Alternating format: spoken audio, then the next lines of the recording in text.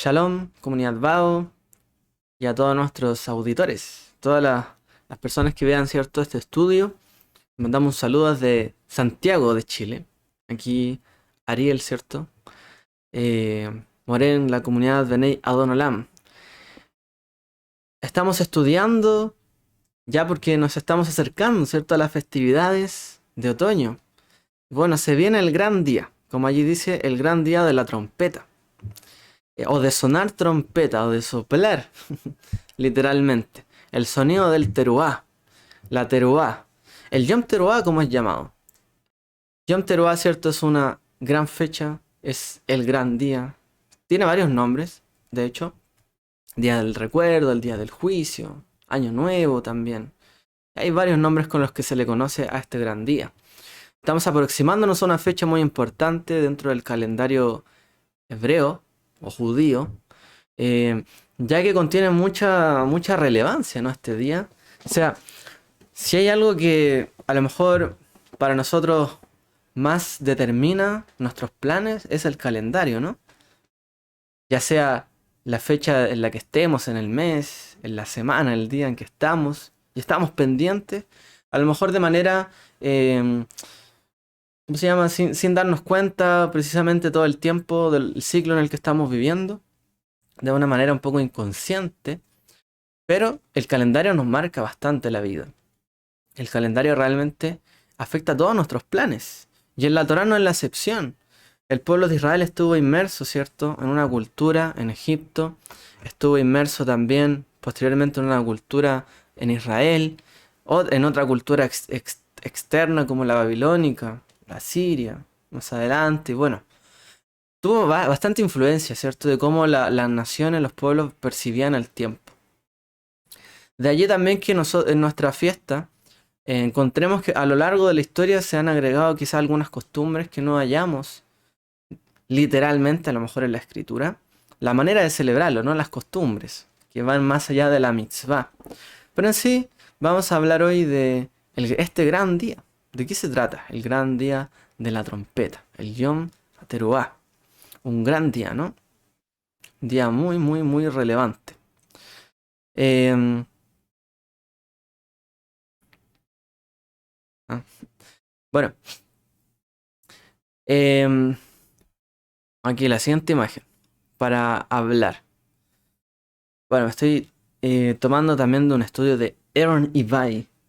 En este caso que me parece muy relevante, por lo menos la manera en que plantea cómo nos acercamos, la perspectiva de esta festividad. Entonces, para ponernos en el lugar, ¿cierto?, de los que estaban viviendo en aquel entonces que recibieron el mandamiento. Pongámonos en el lugar entonces de un antiguo israelita. Ahí vemos una pareja de jóvenes, ¿cierto?, de niños, corriendo por unos cultivos en Israel. Dentro de los milagros, ¿no?, que han sucedido en la edad moderna sobre la tierra de Israel, que era un desierto, ¿cierto? Esa tierra llamada, ¿cierto?, Palestina. Pero hoy día se puede cultivar allí. Pero vámonos más atrás todavía. Un antiguo agricultor israelita, en la época, ¿cierto?, donde, digamos, de la época de Yehoshua, de Josué. Él realizaba todos los años, ¿cierto?, una siega, o sea, una siembra, primeramente. Él sembraba los campos, los preparaba, ¿cierto?, para después tener una eventual cosecha. Y él tenía que realizar un inventario en el fondo al final de cada periodo de cuánto había recolectado. Entonces, eh, una vez que ya se había recolectado, ¿cierto?, toda la cosecha de ese periodo del verano, nosotros estamos en invierno, allá en Israel sería el verano, ¿cierto?, lo contrario, el hemisferio norte. Entonces ya habiendo completado, ¿cierto?, el verano, ellos ya harían un inventario de todas las cosas que habrían, ¿cierto?, cosechado. Después, obviamente, de haber apartado lo que eran los maaserot, los diezmos, la bikurim, primicia, ¿cierto?, la trumá, la trumá gedolá, que se le da una ofrenda que se le daba al sumo sacerdote, ¿cierto?, también, y el resto que tenía. Entonces él tenía que apartar, ¿cierto?, dependiendo del año también, si tocaba el diezmo para tal o para el pobre, si era el tercero o sexto año, o tocaba el diezmo para llevarlo al templo, al levita, etcétera.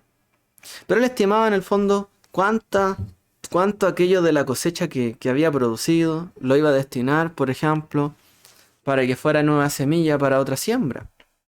Para tener nueva semilla, obviamente hay que sacar la semilla del fruto. Entonces ese fruto ya no se va a vender, a lo mejor sí se podrá comer, pero hay que tener la semilla para una nueva siembra. ¿Cuánto también servirá para su familia? Estamos hablando de la época, recuerden, de Yehoshua, de Josué. ¿Y cuánto podría vender también? ¿Cuánto podría transar para obtener alguna ganancia, aparte de lo anterior?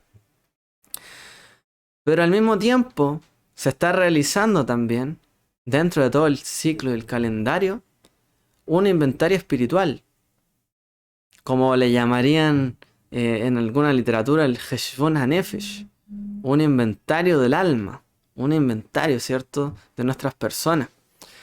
Y uno diría y tendría que pensar, bueno, ¿cómo he trabajado yo la palabra del Eterno? ¿Cómo estoy cosechando yo? O sea, ¿cuánto he cosechado este año de lo que ya hice? Porque llegado hasta ese momento, ya no se puede cambiar la cosecha, ya fue lo que fue. Ya se cosechó, fue lo que cayó de lluvia, fue lo que salió de sol, fue lo que recibió, fue lo que se mantuvo sano, lo mejor se pudrió, lo que se trabajó bien, lo que se trabajó mal, ya pasó. Ya no hay más vuelta que darle. Entonces, ese inventario de cuánto he hecho en realidad no es que pueda cambiar el destino de las cosas o todo el destino. He producido buenos frutos en mi vida. He dado fruto de buenas acciones como consecuencia de mi emuná, o de mi práctica en la Torá, o de mi práctica y mi fe en Dios, en el Eterno, ¿cierto? ¿Qué fruto estuve dando durante este año? ¿Cuánto recolecté finalmente?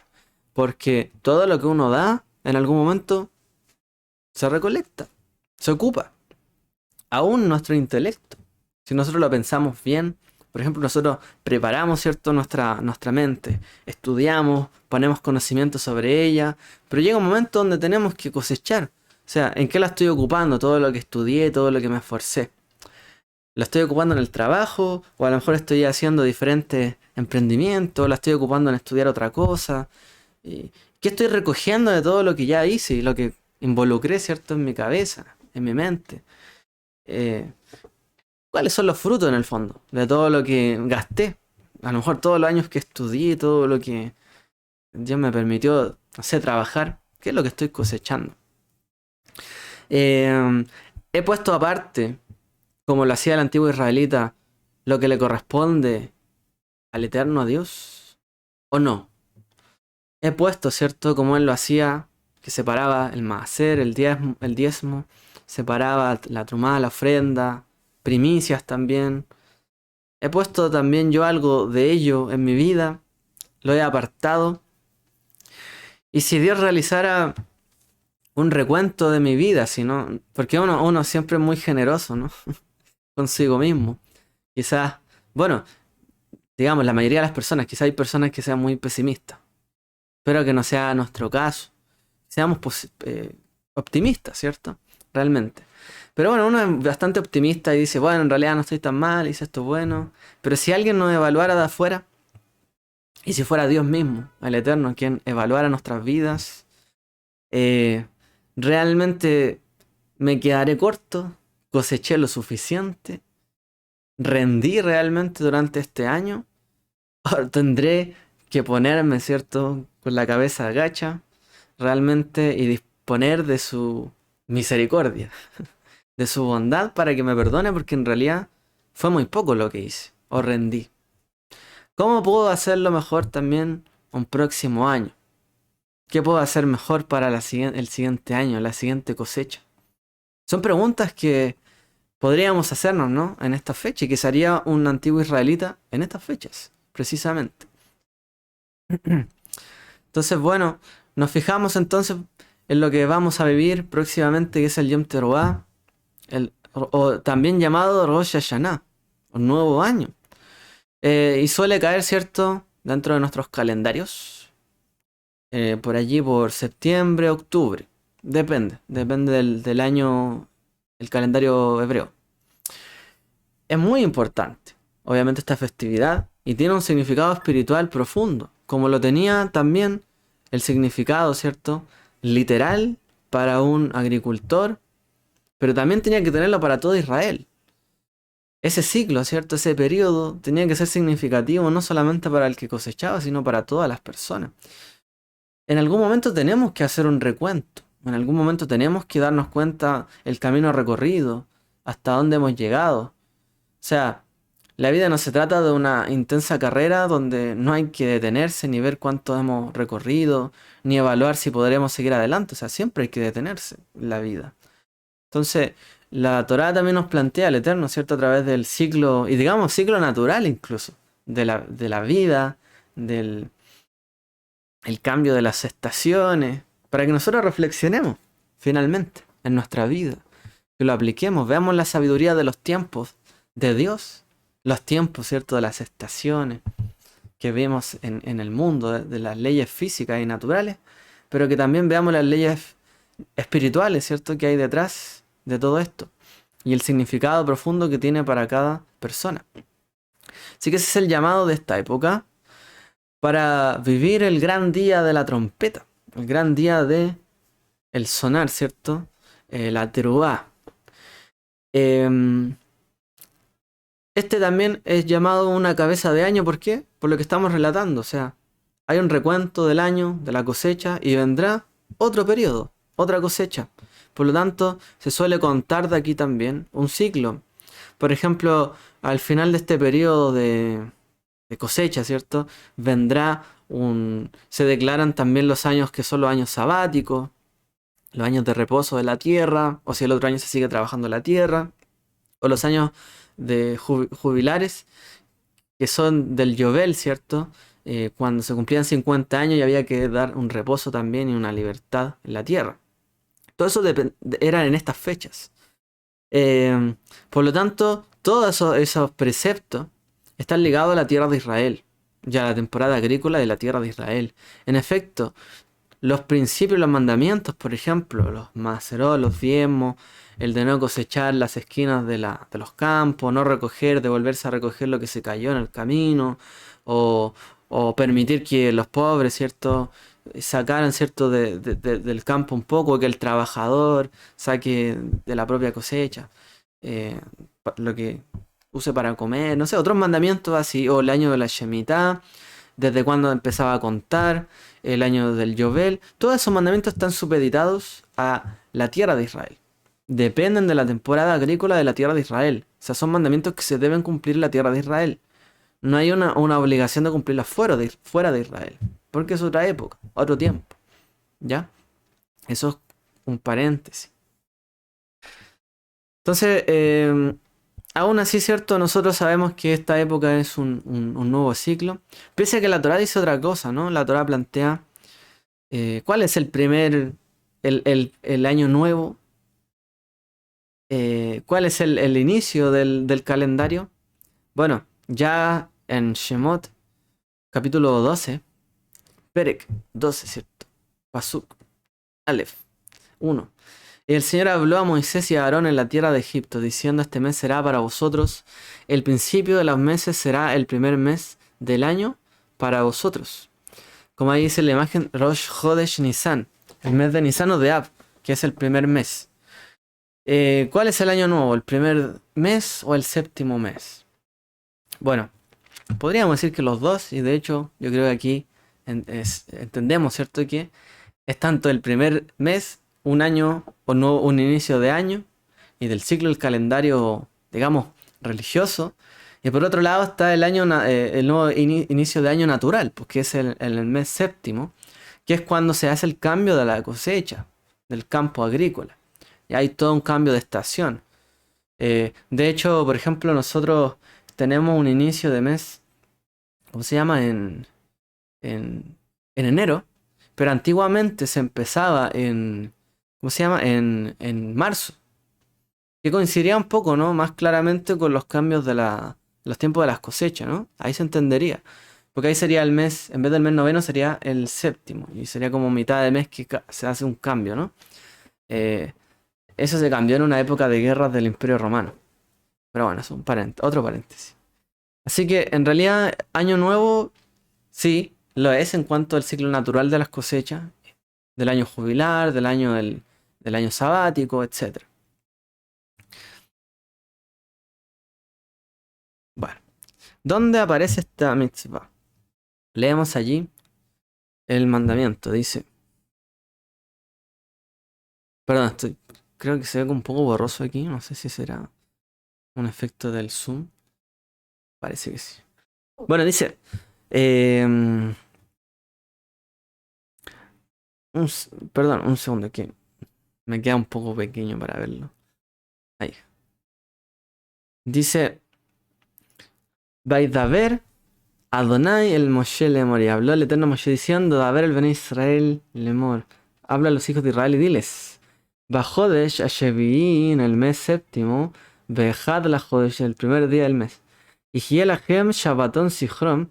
Será para ustedes un Shabbatón, es como un día de reposo. Sichron Teruah, memorial del Teruah, o del sonar de la trompeta, Mikra Kodesh, dice sagrada convocatoria. Mikra, que se refiere justamente a eso de llamar, convocar. Eh, una sagrada convocación. Kol Melejet Abodá Lota Asu. Dice, no, todo tipo de obra no harán. Bikraftem Ishe Ladonai. Y acercarán y ofrendarán, ¿cierto?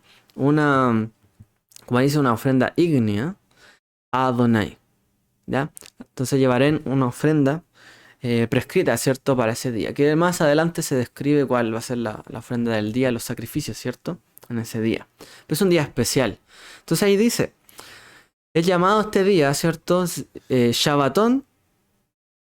Que Shabbatón, la terminación on en hebreo indica como un sustantivo, ya de una raíz. Es como un día de descansar, de descanso. Pero aquí también se le ve como un Shabbat solemne, como fijo. Un Shabbat, ¿cómo se llama? Podríamos definirlo. Sí, como un Shabbat prescrito en sí. Este Shabbat está prescrito, que es un memorial para sonar trompetas y un día de ser convocados y que haya una convocación de toda la asamblea. Eso es lo que está apuntando en el fondo. Shabbatón Zichron, Zichron Teruah Mikrat Kodesh. Así que es un día del sonar la trompeta, el gran día de la trompeta. Y en general todos los mandamientos que aparecen, ¿cierto? En Vayikra, en el libro de Levítico, capítulo 23, se describen similares. Tal día pasará esto y esto otro, y se hará tal cosa y esto otro. Pero esto que dice allí, ¿cierto? Como decíamos, Shabbatón, Zichron, Teruah, es bastante especial porque es una frase que no se suele decir tan... O sea, es claramente apunta en ese día. No hay otro momento donde se le tenga alguna comparación, ¿ya? Y es un día de sonar, eso está diciendo. Zichron Teruah, un memorial de hacer teruah. Y el teruah es un tipo de sonido, no es un instrumento, no es el shofar, ¿ya? No es una trompeta, sino que simplemente es un sonar, ¿ya? Es el día de hacer sonar, en el fondo. Es el día de convocar. Y esto se entiende que es con una trompeta. Ya es una conmemoración, el gran día. Porque ese sonido teruá lo hacen un instrumento de viento como la trompeta. Entonces no son mencionadas, pero obviamente como la palabra, ¿cierto? Teruá implica ese ruido y una alarma, pero también implica un estruendo. O sea, es un día donde serán convocados de una manera fuerte, de una manera en que todos lo sabrán en el fondo. ¿Ya? Va a ser un ruido. Es como un ruido a uno le llama la atención, ¿no? Pero una alarma tiene un propósito. Pero a su vez también significa un estruendo. O sea, por un lado es como algo que nos saca de nuestra actividad. Por otro lado es algo que sí sabemos que viene porque es como una alarma. Sabemos que viene el día, pero también es un estruendo. O sea, realmente ese día es un día que a nadie le sabe indiferente. Realmente. Ese es el gran día de la trompeta. Que apunta, ¿no? Al día del juicio. apunta también a la fecha de juicio, ¿cierto? Que nos hablan también las escrituras. Desde la antigüedad, este precepto, ¿cierto? Se ha observado, se ha guardado con el sonido, ¿cierto? De trompeta. Y posteriormente también se empezó a guardar con un sonido de shofar, de este cuerno, ¿cierto? De carnero. ¿Desde cuándo? No lo tengo muy claro. Pues posiblemente este sonido haya sido con trompetas en la antigüedad, pero en algún momento, ¿cierto? También pasó a tener relevancia el cuerno de carnero. Sabemos entonces, con lo que ya hemos visto, algunas cosas. Por ejemplo, cuando ocurre al comienzo, ¿no? De un ciclo agrícola o al final de otro ciclo agrícola. Entonces ocurre justo en un cambio de ciclo. Es un día de conmemoración, un gran memorial, un día que para nadie es indiferente, un día que todos esperamos, pero que igual nos causa, ¿cierto? Como que tenemos que sí o sí estar allí, o somos convocados finalmente. Y se hace, ¿cierto? El teroa con el sonido de una trompeta, como una alarma. El sonido del teroa, ese sonido, ¿cierto? Que hemos escuchado en el shofar. Ese sonido del teruá. Bueno, eso es un día de conmemoración, como ya vimos. Pero ¿qué es lo que conmemora este día? ¿Qué conmemora este día? Realmente. ¿Qué es lo que nos dice la Torá sobre este día? Lo cierto es que la Torá no nos plantea muchas ideas, ¿no? De qué se conmemoraba en ese día. Dice, es un día memorial. ¿Pero de qué? En la mañana estábamos viendo, ¿no? Que hay que estudiar las razones también de los mandamientos, pero entonces aquí nos preguntamos, ¿de qué? O sea, ¿de qué es un memorial este día? ¿Qué es lo que se recuerda? Bueno, más allá de, digamos, la interpretación espiritual, ¿no? Recuerda el juicio acá. Bueno, ¿qué juicio vivieron ellos en esa época? Apuntemos en el fondo, un memorial tiene que ser de algo que ocurría, ¿cierto? Algo que pasó realmente. Entonces, aquí apunta, ¿cierto? Esta fecha. Por eso vimos también la introducción. Fue una fecha, ¿cierto? Que marcaba un año fiscal. El año de la recolección fiscal. Se hizo la cosecha, se hace un recuento, un inventario. ¿Qué es lo que tiene cada uno, ¿cierto? Y en el mundo antiguo, justamente la economía giraba en torno a la agricultura, por lo menos en esta época. Y marcaba, ¿cierto? Esta fecha, un cambio total de ciclo. Finalmente, hemos reunido toda la cosecha. Ya se ha contado y se ha totalizado. ¿Cuánto fue finalmente lo que obtuvimos? Se vieron los dividendos, ¿cierto? Que se tuvieron, cuánto fue para más hacer, cuánto para trumar, etc. En todo ese proceso, ¿qué es lo que pasa? Se recuerda. ¿Qué cosa? Todo. Por ejemplo, cuando una persona hace un recuento, empieza, digamos, un contador.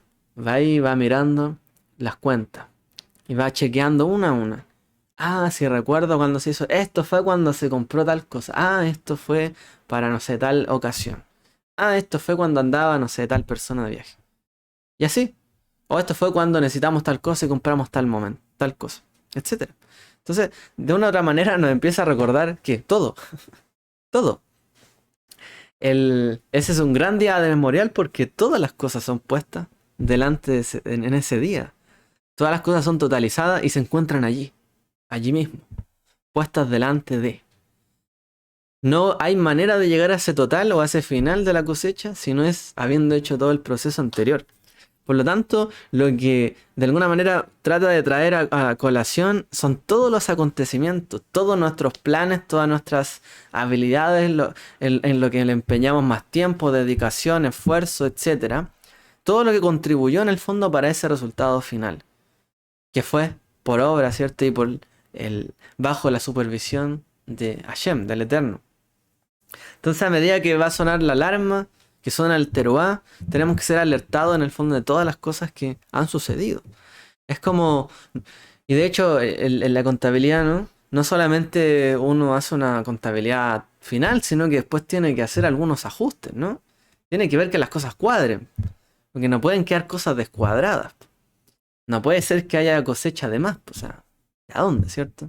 O sea, hay un número, algo se destinó para esto y para esto otro. No puede ser que falte demasiado también. ¿A cuánto se echó a perder? Ok, se sacan cuentas. pero tiene que todo calzar. Bueno, ese es el trabajo que en parte nosotros debiéramos hacer. Eh, ¿Qué es lo que sirvió? ¿Qué es lo que no sirvió? ¿Qué es lo que hay que cuadrar? ¿En qué nos pasamos? ¿Qué nos faltó? Sí, todo viene a colación en ese momento. Todo tiene que venir, ¿cierto? A conmemorarse, al memorial. Entonces se reúne toda la gente, todas las personas, y obviamente están evaluando su vida, el crecimiento espiritual y en términos físicos su cosecha. Cuánto se echó a perder, cuánto se dio al diezmo, a la ofrenda, cuánto vendí, cuánto dejé para semilla, cuánto se lo comió, no sé, una plaga, cuánto de mi inversión en realidad funcionó y así, y así, y así. A qué precios vendí, precio, etcétera. Así que todas esas categorías corresponde hacerlas. Es un gran día del memorial, ¿no? De todo lo que ha pasado durante el año. En cierto sentido es como que en todas nuestras obras, todo lo que hemos hecho, hubiese quedado registrado en un inventario, en un libro, y en ese día se abre, ¿no? En ese día queda frente a nosotros. Y esa es la idea, ¿no? Tras el concepto también de el libro, ¿no? Que es abierto en esta fiesta. El libro, ¿cierto? Los libros son abiertos. Enseña la tradición, que vamos a verlo, ¿cierto? Y todas las cosas son recordadas, son puestas delante del Eterno. Entonces, esta evaluación, hay una imagen. Eh, Esa imagen me gustó, es muy bonita. No recuerdo el nombre, creo que era Yuval Tabachnik, que hizo esa pintura muy bonita, tocando el shofar. Ahora, ¿qué es lo que marca ese día? Más allá, ¿cierto?, del tema de la salvación, de ser salvos o no, se trata de una evaluación anual, ¿cierto? No se trata tanto del destino final, de la salvación en el mundo venidero. Se trata de una revisión completa de lo que pasó hacia atrás. Em, ¿Qué hicimos este año? ¿Qué hice bien? ¿Qué hice mal? ¿Qué podría ser mejor? Etcétera. Así que nos recuerda todo. Ese día nos recuerda todo. Es un gran día de reposo para hacer un memorial. En Shabbat muchas veces recordamos también, mira, cómo me fue en la semana, qué pasó aquí. Si bien lo dedicamos, ¿cierto?, al Eterno, también reflexionamos en este día. Bueno, en ese día se hace una gran reflexión completa. Toda nuestra vida es como que pasaran delante de nosotros. Y es un ensayo también, porque ya lo llama, ¿cierto?, una sagrada convocatoria. Y es también un ensayo para los eventos que ocurrirán quizá al final de nuestra vida, o no. Cuando toda nuestra vida pase delante del soberano del universo, ¿cierto? Todo pasará delante de él y nos presentaremos. Nada estará oculto ante él. Es un gran día, ¿cierto? Que nos recuerda todo este ensayo. Bueno, este día en el Brit Hadashah, ¿qué se nos presenta? Bueno, la verdad es que es bastante fuerte la imagen que tiene Yom Teruah o Rosh Hashanah. Yom Teruah, digamos, mejor el día de del sonar la trompeta. Es bastante fuerte en el mensaje de Yeshua. Yeshua tocó estos temas una y otra vez. Yo creo que ya alguno estará pensando, ¿no? Bueno, Yeshua dijo tal cosa. Claro, él habló muchas veces de esto. Rendir cuentas, los empleadores, los que tenían que trabajar la tierra, etcétera. Él habló mucho de esto, de la cosecha, de la siembra, y que todo esto finalmente no era solamente algo material, sino que espiritual de nuestra vida. Una parábola apropiada, entonces, para este momento. ¿Qué es lo que nos dice acá?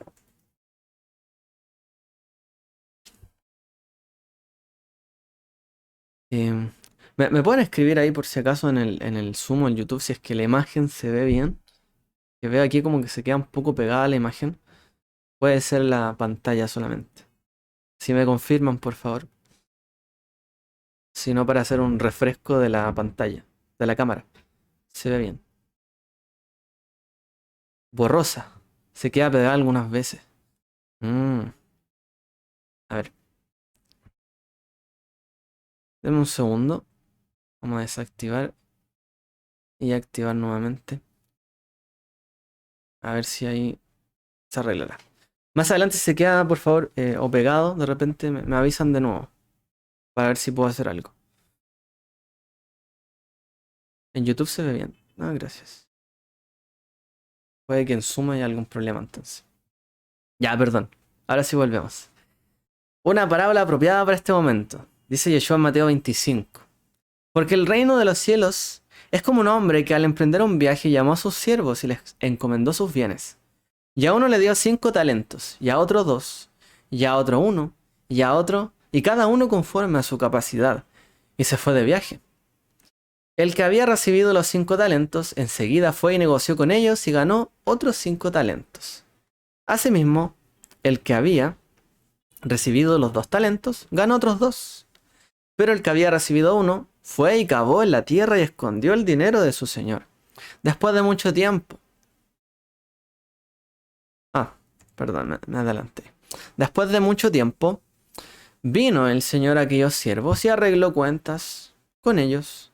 Y llegando el que había recibido los 5 talentos, trajo otros 5 talentos, diciendo: Señor, me entregaste 5 talentos, mira, he ganado otros 5 talentos.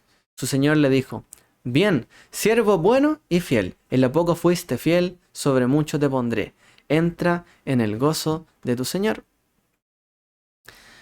Llegando también el de los 2 talentos, dijo: Señor, me entregaste 2 talentos, mira, he ganado otros 2 talentos. Su señor le dijo: Bien, siervo bueno y fiel, en lo poco fuiste fiel, sobre mucho te pondré. Entra en el gozo de tu señor. Pero llegando también el que había recibido un talento, dijo: Señor, yo sabía que eres un hombre duro, que ciegas donde no sembraste y recoges donde no esparciste. Y tuve miedo y fui y escondí tu talento en la tierra y mira, aquí tienes lo que es tuyo. Pero su señor respondió y le dijo: Siervo malo y perezoso, ¿sabías que ciego donde no sembré y que recojo donde no esparcí? Debías entonces haber puesto mi dinero en el banco, y al llegar yo hubiera recibido mi dinero con intereses. Por tanto, quitadle el talento y dádselo al que tiene 10 talentos. Porque a todo el que tiene, más se le dará, y tendrá en abundancia, pero el que no tiene, aun lo que tiene se le quitará. Y al siervo inútil, echadlo en las tinieblas de afuera, allí será el llanto y el crujir de dientes. Bueno, parábola, ¿cierto?, de Yeshua. ¿Cuál es el contexto de esta parábola? Bueno, obviamente está, ¿cuándo es que vuelve, cierto, el Señor a recoger estos talentos? En la fecha destinada, como en el día, cierto, de la trompeta, del sonar la trompeta. Cada uno de ellos, cierto, usó su inversión conforme a lo que pudo, lo que quiso. Mejor dicho, la manera, cierto, en la que hicieron que se multiplicara ellos dependió también del nivel de su confianza, de su emuná. El que tenía 5 los multiplicó, el que tenía 2 también, pero el que tenía 1 no se atrevió ni a perderlo, siquiera. O de haberlo puesto en un banco un tiempo y después haber trabajado los intereses y tenía miedo de perderlo todo. De aquí aprendemos, ¿cierto?, que realmente de un año al otro no podemos ser lo mismo. Ser lo mismo es lo mismo que tener que ser desechado. Si de un año a otro no mejoramos nada, seremos como aquel, ¿cierto?, siervo que tuvo un talento y se quedó con el talento y no cambió y no hizo nada. Tuvo miedo, se presentó de todas maneras porque todos fueron convocados en ese día. Nadie podía excusarse. Pero ¿qué le dijo el Señor? Hubiese sido mejor que lo pusieras en el banco. A lo mejor tú no querías hacer nada, pero el banco hubiese hecho algo. Perdón, aquí está borroso. Ahí volvió la imagen. Así que de un año a otro ser lo mismo, lamentablemente, es como aquí dice: siervo inútil, echalo a las tinieblas de afuera. Allí será el llanto del crujir de dientes. De aquí aprendemos también, bueno, podemos aprender varias cosas, pero que el tener poco no es una excusa. Porque ahí dice claramente: al que tenía 10, o 5, perdón, más se le dará, si obtuvo 10. Quítenle al que no hizo nada y dénselo al que sí lo trabajó. El problema, ¿cierto?, muchas veces la mentalidad a lo mejor de de este mundo, de este siglo, de muchas personas, es que otros nos tienen que dar mucho. Y uno, ¿por qué está trabajando? ¿Cómo multiplica eso? Siempre tiene que haber un grado de lo que aquí ya se ve un emprendimiento. Algo de que haga multiplicar, ¿cierto? Lo que hemos recibido. No puede ser que yo reciba, no sé, algo y todo se fue en gasto y la otra vez, o cuando tenga que rendir cuentas, es que no sé, todo lo gasté. Esto sería como similar a una persona, porque incluso es peor, quizás podríamos decir. eh, una persona ganó mucho, pero después tiene que pagar los impuestos. Y resulta que no los separó. Y después está preocupado porque no sabe cómo pagarlos. Pero ¿cómo? Si ya le pagaron, debió haber apartado, debió ser ordenado. Al final incluso después tiene menos de lo que debería tener. Y hay personas que siguen en este ciclo y que aprovechan los ciclos de intereses quizás y siempre están en deuda. No, la Torá nos plantea también a todo Israel, o sea, tú vas a sembrar, vas a estar en la tierra, te voy a dar una heredad, te voy a dar una tierra, te voy a dar bendición y tú tienes que multiplicarlo. No te puedes quedar allí. ¿Por qué? Porque si tú multiplicas después, tus diezmos van a ser más grandes. Y el diezmo ayuda al pobre, a la viuda, al huérfano. El pueblo y toda la gente va a estar mejor. Pero si nadie trabaja y nadie quiere, digamos, avanzar, multiplicar lo que tiene, todos nos hacemos más pobres. Y si todos demandan más, y a lo mejor él dice, no, dame a mí uno, dame a mí otro. No, yo voy a hacer algo mejor que él, pero al final nadie hace nada. Pues es peor, ¿cierto?, que antes. Entonces, Yeshua aquí nos plantea algo bien difícil, ¿no? Bueno, nadie puede ser el mismo de un año al otro. Tenemos que haber mejorado algo en nuestra vida. Haberlo multiplicado. Si teníamos mucho y esa persona lo multiplicó, bien, bien hizo. El que tenía más o menos y lo multiplicó, bien hizo. Pero el que tenía poco y ni siquiera lo aumentó, nada, mal hizo. O sea, esa mentalidad de quedarse allí, como ahí dice, es digna del llanto y el crujir de dientes. Terrible, ¿no? Bueno, ahí también hay para que también nos arriesguemos un poco más, quizás, de hacer algo más en nuestra vida espiritual, pero también quizás en la vida material. Si ahí vemos algo, alguna luz de allí. Bueno, Yeshua también habló otras parábolas sobre, por ejemplo, ser fructífero espiritualmente. Y todo eso tiene que ver con esta temporada, ¿no? Tipos de árboles. Por ejemplo, dice, cuidado de los falsos profetas que vienen a vosotros con vestidos de ovejas, pero que por dentro son lobos rapaces. Por sus frutos los conoceréis. ¿Acaso se recogen uvas de los espinos o higos de los abrojos? Así todo árbol bueno da frutos buenos, pero el árbol malo da frutos malos. Un árbol bueno no puede producir frutos malos, y un árbol malo producir frutos buenos. Todo árbol que no da buen fruto es cortado y echado al fuego. Así que, por sus frutos los conoceréis. Hay tipos de árbol, hay tipos de personas. ¿Cuándo se sabe que da fruto o no da fruto? Te doy un año, en el fondo. Yom Teruah. Te doy todo este año. Veamos si das buenos frutos o malos frutos. Pero si tuvo todo el año para dar fruto y no dio fruto, o dio frutos malos, ese árbol, esa hortaliza, esa planta, lo que sea, está directa para ser cortada, ¿no? Y poner otra que dé fruto. Los agricultores no esperan mucho. A lo mejor tendrán sus plantíos regalones, pero en realidad, si algo está malo, hay que cambiarlo. O hay que podarlo, hay que eliminarlo. Puede afectar quizás a la cosecha de alrededor o del otro año. Si algo no está rindiendo, pongo otra cosa, otra semilla. No sigo con eso. Entonces, Yeshua es claro aquí también. Así como actúan los agricultores. El árbol malo no da frutos buenos y viceversa. Realmente. Y así es la gente, como dice, que tiene malos frutos en su vida, que son como lobos rapaces, vestidos de ovejas. ¿Cómo se les conocerán a las personas? Por sus frutos. Y el árbol no se come sus frutos. Los frutos se los comen los demás, las personas. Por lo tanto, los frutos no son, es que yo soy tan bueno, que yo soy tan humilde, y tan manso. No, eso no es fruto. El fruto es lo que ven los demás. Que los demás den testimonio, ¿no? De que uno es humilde, que uno es manso, de que uno es, no sé, recatado, que uno es amoroso, etc. No puedo decir, no, yo soy la persona más amorosa. Pero los frutos lo comen los demás, no el mismo árbol. Tienen que dar testimonio, ¿cierto? Por eso cuando uno se adula a sí mismo no sirve de mucho. O de repente el mucho adularse o decir cosas. Por sus frutos los conocerán. Eso es lo importante, realmente. Y Yeshua es claro con esto. Entonces, el agricultor también no va a jugar con el sustento de su familia, no va a jugar, ¿cierto?, con lo que le da su estabilidad y su tierra y mantener la tierra que el Eterno le dio. No va a jugar con ello.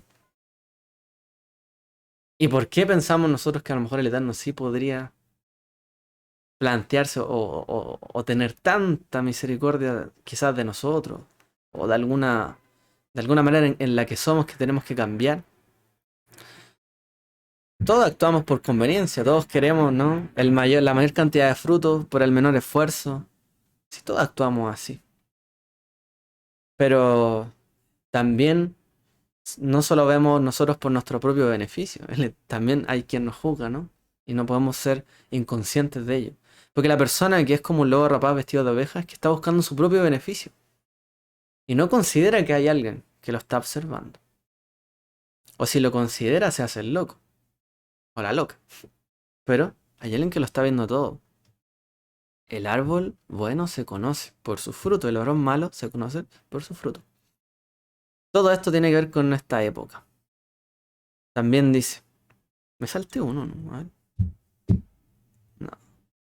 Otro pasaje dice, o haced bueno el árbol y frutos, o haced bueno el árbol y bueno su fruto, o haced malo el árbol y malo su fruto, porque por el fruto se conoce el árbol.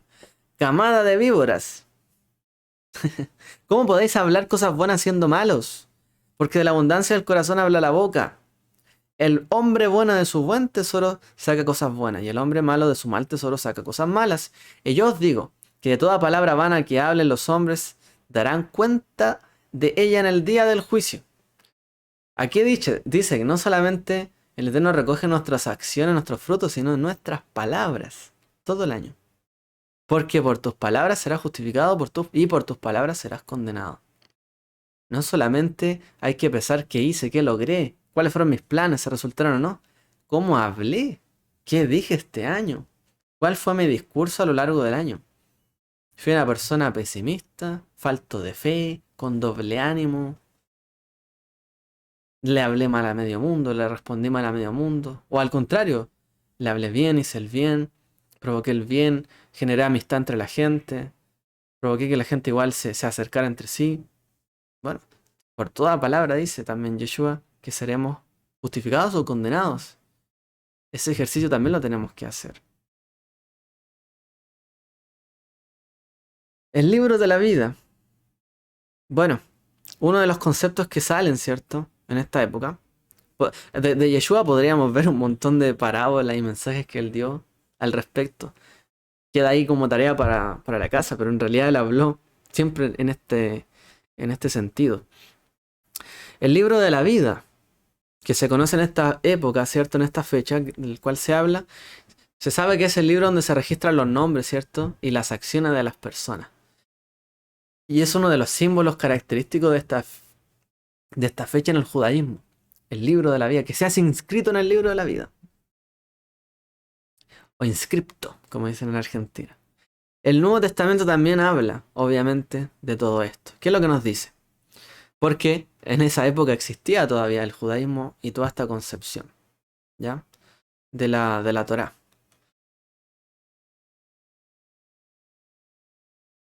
Perdón, estaba viendo si se veía bien. Dice, sin embargo, no os regocijéis en esto de que los espíritus se os sometan, sino regocijaos de que vuestros nombres están escritos en los cielos. Lucas 10:20. No se regocijen de que echan fuera demonios, salen enfermos, o hacen tremendas cosas, milagros, o quizás que son tan justos, etc. Sino, regocíjense de que vuestros nombres están escritos en los cielos. Hay cosas importantes y la más importante es que seamos hallados, ¿cierto? Justificados delante de él, escrito en su libro. Ese es el motivo más grande de lo que regocijarse y gloriarse, en el fondo. Con mucha humildad, por supuesto.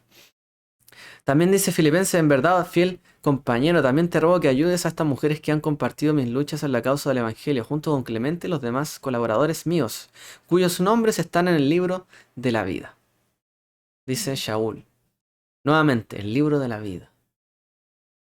¿De cuándo aparece el libro de la vida? En esta fecha. ¿Cuándo son abiertos los libros de la vida? En esta fecha. En el gran día de la trompeta. Según la tradición judía, son abiertos los libros, el libro de la vida, y son sellados, ¿cierto? Las personas. Es en esta fecha de la que ellos mismos están hablando. El libro de la vida. No es simplemente el libro de la vida que una persona creyó, fue salvo, ya está inscrito. Claro, hay parte de ello. Pero también hay una concepción, ¿cierto? De que hay un libro. Y hay una época en que se abre y hay más allá. No solamente es que existe el libro, sino que hay una época, hay un momento en que todas esas cosas pasan, hay un juicio detrás de. Hay una revisión de acciones y de por qué esa persona es escrito porque dijo, yo acepto a Yeshua simplemente.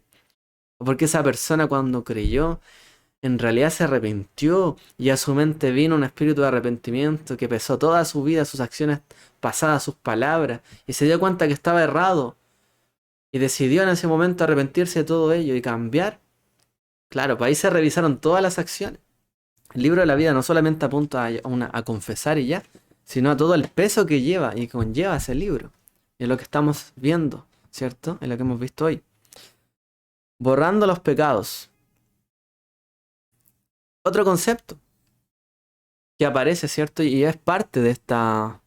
De esta. ¿Cómo se llama? De los textos de esta fiesta. Que Él borra, ¿cierto? Él absuelve nuestros pecados y los borra y los deja incluso en el fondo del mar. Todo eso, ¿cierto? Habla de una deuda de nuestros pecados que es perdonada y cancelada en esta fecha. Y el Brit Hadashah habla de esto, ¿cierto? En torno a Yeshua. Que nuestros pecados han sido borrados a través de la Teshuvah, el arrepentimiento, o la Jaratá, ¿no? El arrepentimiento. Que alguna vez fueron registrados de nuestras acciones y fueron borrados del libro. Como allí dice, habiendo cancelado el documento de deuda que consistía en decretos contra nosotros, y que nos era adverso, y lo ha quitado de en medio, clavándolo en la cruz. ¿Cierto? Ha borrado ha cancelado el documento de deuda. También dice en Hechos 3:19, por tanto arrepentidos y convertidos para que vuestros pecados sean borrados, a fin de que tiempos de refrigerio vengan de la presencia del Señor. La pregunta es, ¿borrados? ¿Y dónde estaban escritos? Entonces hay un libro, ¿cierto? De las memorias, donde están escritas también las acciones de las personas. Se dice que en este día es como que se abriera un libro. Y todas nuestras acciones están allí, colocadas. Y cuando una persona se arrepiente, realmente son borradas esas acciones, esas palabras, etc. Y todo ese contexto lo da esta época. Es como en el fondo hay un descuadre, ¿no? Hay algo que aquí en realidad está malo. Muchas cosas que están malas a lo mejor de la cosecha. ¿Qué es lo que va a pasar?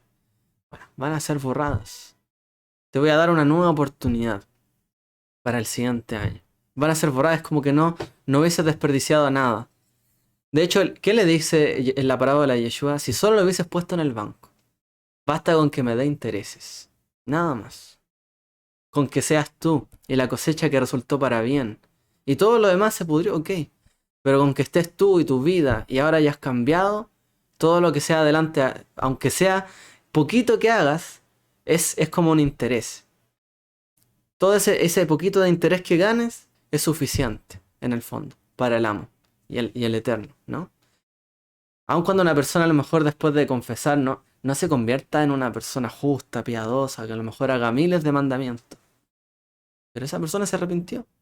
Basta o con los intereses, por así decirlo, de aquel corazón arrepentido y dejado de hacer todo eso. Y cuenta a favor de él. Una especie de, como les digo, de interés. Que en el judaísmo también hay algunos conceptos que nos hablan de esto. No es tema de hoy, pero nos hablan también de cómo él es como que extiende un interés sobre nuestra vida. Basta con eso. Baruch Hashem, ¿no? Como la parábola de Yeshua. Al menos con eso. Todos estos temas, ¿no? Son parte del Brit Hadashah. Y son bastante importantes, ¿no? Dentro de la doctrina. Otro tema también, que sale el sonar de la trompeta. Por supuesto que se menciona en el Brit Hadashah. Se habla del sonar de la trompeta. Se habla de la reunión de los escogidos. Y se habla de la resurrección de los muertos. Todo eso tiene que ver con esta fecha. de Yom Teruah, el día de la trompeta, donde también ocurren todos estos hechos, ¿cierto? O fenómenos. Dentro del juicio final, ¿cierto? La resurrección, la reunión, todo ocurrirá en los últimos días, el día de juicio. En un momento, en un abrir y cerrar de ojos, la trompeta final, pues la trompeta sonará y los muertos resucitarán incorruptibles y nosotros seremos transformados. La trompeta final, ¿se acuerdan cuándo es? En Yom Kippur. Suena al final, ¿no? La trompeta. El último sonar de trompeta. Que partió en el día que comenzó todo, termina al final y comienza el jubileo. O un año de Shemitah, un nuevo año, un nuevo ciclo. Ese es como todo el panorama. La trompeta final allí en Yom Kippur. Y allí, cierto, dice, seremos transformados. Y todo eso se abre con la apertura de los libros y el sonar y la convocación que él hace. Vengan a juicio, delante de mí. Pues el mismo Señor descenderá del cielo con voz de mando, con voz de arcángel y con la trompeta de Dios, y los muertos en el Mesías se levantarán primero. Y en ese día también ocurrirá también la recompensa.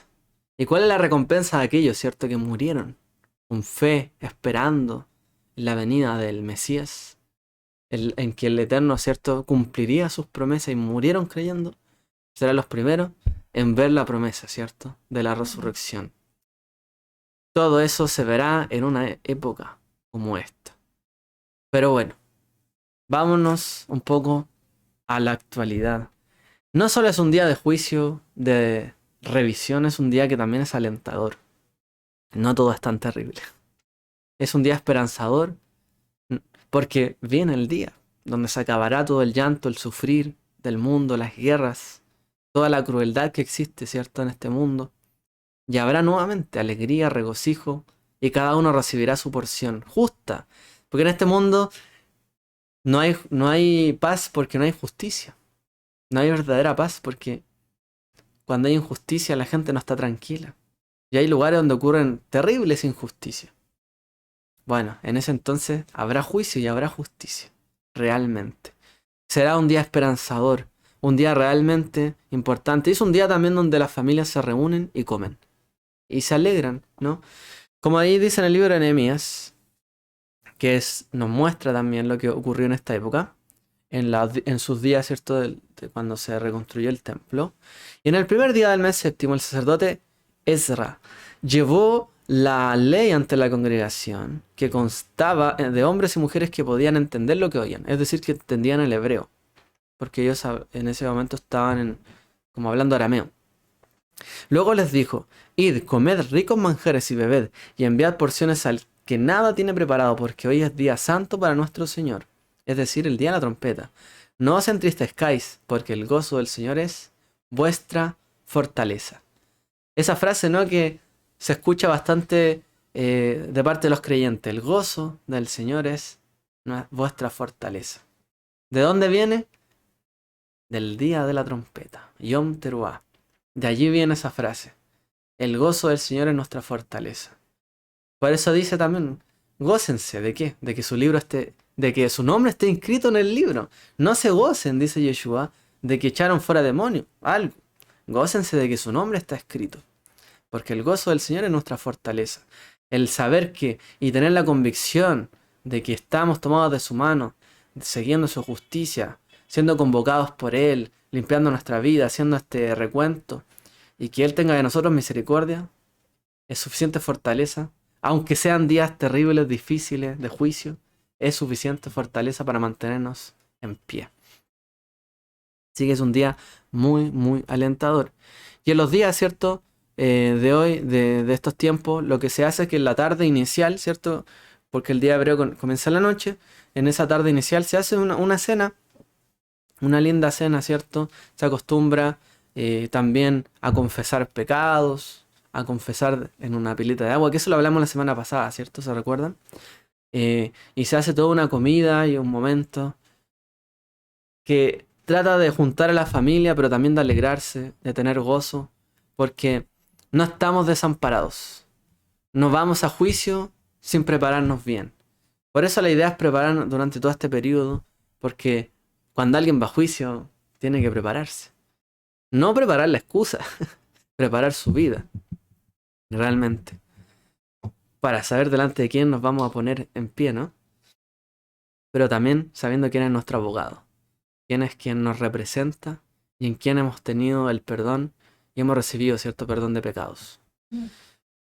Bueno, querida familia Bau, que el Eterno les bendiga. Hasta aquí este estudio. Esperar que algunos conceptos nos hayan traído, ¿cierto? Alguna claridad de lo que vamos a estar viviendo. Shalom y una feliz semana. Shavuot.